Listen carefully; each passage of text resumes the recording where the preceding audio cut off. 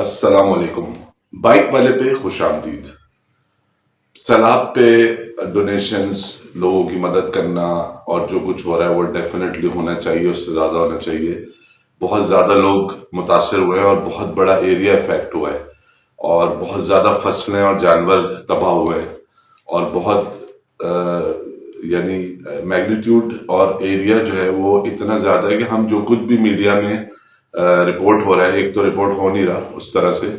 Social media पे ज़्यादा reporting है, टिकटॉक पे है, फेसबुक पे है, रील्स लगाई हुए लोगों ने, शॉर्ट्स बनाए हुए लोगों ने, वो बहुत ज्यादा है, जिससे बहुत सारी चीजें डेली बेसिस पे, खासतौर पे सवात की, बलोचिस्तान की कम है क्योंकि वहाँ सोशल मीडिया का इतनी पेनिट्रेशन नहीं है। वहाँ की भी हैं लेकिन जुनूबी पंजाब खासतौर पर सिंध की रोजाना लोग वीडियोस लगा रहे हैं और लोग देख रहे हैं और लोग बता भी रहे हैं कि यहाँ ये था और पहले ये था और अब ये है, ये पुल था और ये पुल नहीं है, इतने मकान थे और बह गए, और बहते हुए भी और रेलें आते हुए भी और गाड़ियां बहते हुए भी।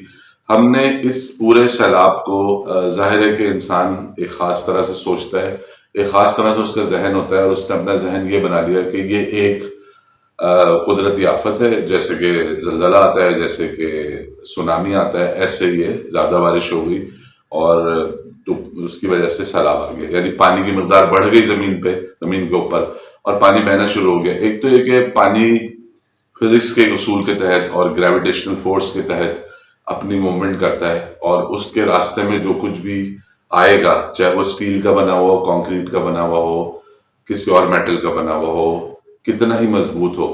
देखें, सबसे जो इम्पोर्टेंट चीज समझने की, जो लोग भी कारोबार करते हैं दरिया के किनारे या ऐसे इलाकों में जो दरिया से मुत्तसिल इलाके या जमीन है, कि आप दुनिया में कहीं पे भी, पूरी दुनिया में, अगर आपने ताकत के सामने खड़ा होना है, किसी फोर्स के सामने खड़ा होना है, तो आपको टेक्निक रिक्वायर्ड होगी। अगर आप टेक्निक नहीं इस्तेमाल करेंगे, तकनीकी कारीगरी नहीं करेंगे, कोई ऐसा साइंसी ट्रिक या साइंसी फंक्शन वहां क्रिएट नहीं करेंगे, तो आप फोर्स के आगे खड़े नहीं हो सकते। ये बात समझ लें।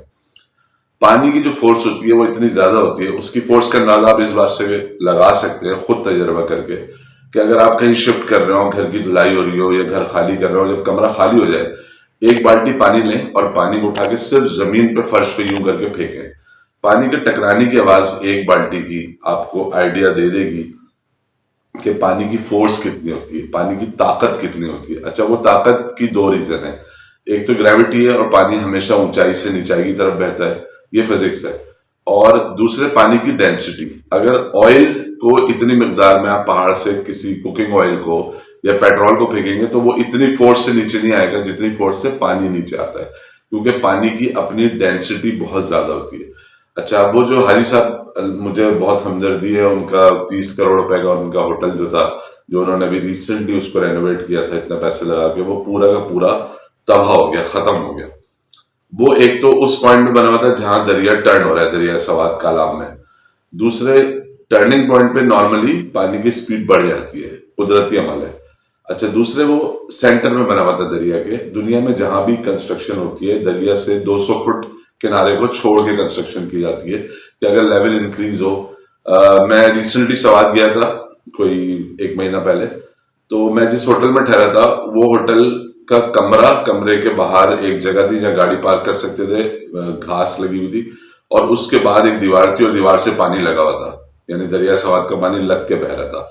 इतना क्लोज कमरा था। मैंने फिर फोन करके पूछा जो हमारे दोस्त थे सवात में, कि भाई वो जिस होटल में मैं ठहरा था उससे क्या हुआ? उन्होंने कहा वो सारे कमरे गायब हो चुके हैं, बह गए हैं, वो खत्म हो गए। तो जब आप, समंदर में भी तो कंस्ट्रक्शन होती है, देखें, कंस्ट्रक्शन पानी के अंदर की जाती है, दुनिया भर में होती है। दुनिया भर की पोर्ट्स पानी के किनारे बनी होती हैं और बहुत सारे समंदर से पेट्रोल निकालने के जो पूरा निजाम होता है, वो निजाम कंक्रीट के ऊपर पानी के अंदर खड़ा होता है और नॉर्मली 60 मीटर पानी में भी होता है, 80 मीटर पानी में भी होता है। इतने गहरे पानी में जिसका लेवल, यानी जमीन 60 मीटर के नीचे जमीन शुरू हो रही है। आपने फिल्मों में देखा होगा, पानी, समंदर के पानी में, नमकीन पानी में एक टावर खड़ा होता है जो कि कंक्रीट का होता है, पिलर्स के ऊपर, और उसके ऊपर पूरा उन्होंने वो सिस्टम बनाया हुआ होता है। वो जमीन में खुदाई करके उसमें पिलर डाल के और उस पर खड़ा होता है। अच्छा, समंदर खाली समंदर लगता है कि बेहतर नहीं है, लेकिन समंदर की जो लहरों का करंट होता है, जो उनकी फोर्स होती है, वो इतनी ज्यादा होती है कि वो दरिया की फोर्स से भी ज्यादा होती है। उसके अंदर बहुत हैवी किस्म के करंट जनरेट होते हैं, जो जरूरी नहीं कि ऊपर हो, वो नीचे भी होते हैं। एक तो वो करंट होता है, वो वेव्स होती हैं जो पानी के ऊपर आपको नजर आ रही होती हैं, जो देख सकते हैं आप। एक वो वेव्स होती हैं जो ऊपर वाली लेयर के नीचे होती हैं, जो पानी के अंदर होती हैं। वो बहुत हैवी होती हैं, उनकी फोर्स बहुत ज्यादा होती है और वो किसी भी चीज को तबाह करने की कुदरती सलाहियत रखती है। तो वो जो टावर खड़े होते हैं साल साल से पानी के अंदर, वो कैसे सरवाइव करते हैं, वो क्यों नहीं टूटते? दरिया से ज्यादा फोर्स समंदर उन पे हर वक्त अप्लाई कर रहा होता है, लेकिन वो खड़े रहते हैं। तो जहां पे पानी होगा, खास तौर पे पानी या पहाड़ होंगे, वहां आप ताकत से कुछ नहीं कर सकते, आपको टेक्निक इस्तेमाल करनी पड़ेगी। जो भी कोई पानी के अंदर दरिया में खासतौर पे कंस्ट्रक्शन करना चाहता है, कंस्ट्रक्शन करते वक्त जो भी लोगों ने उनको मशवरे दिए, पता नहीं कौन लोग थे, मैं तो आर्किटेक्ट भी नहीं हूं, एक आम सा कॉमन सेंस अप्लाई कर रहा हूं कि अगर आपने दरिया के किनारे कोई चीज बनानी है तो 2 फ्लोर का स्ट्रक्चर आप खाली छोड़ दें और उसके जो पिलर्स हैं उनकी शेप ऐसे कर दें बोट शेप, ताकि पानी टकराए तो उसकी फोर्स टूट जाए।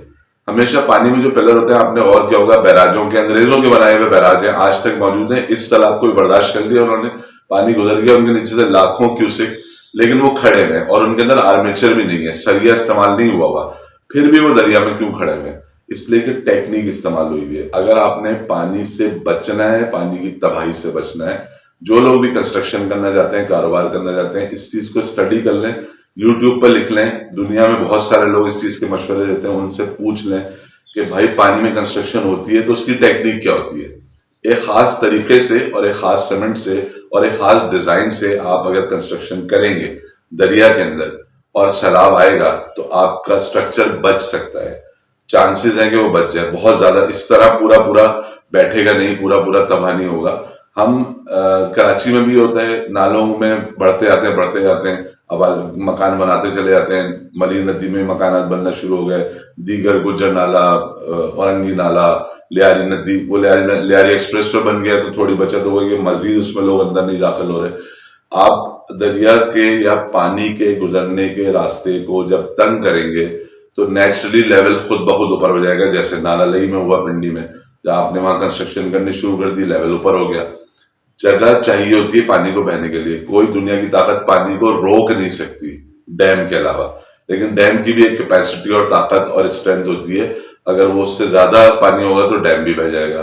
तो ये बात याद रखें कि जहां पे ताकत सामने हो आपके, वहां आपको टेक्निक रिक्वायर्ड होती है, अकल रिक्वायर्ड होती है, साइंस रिक्वायर्ड होती है।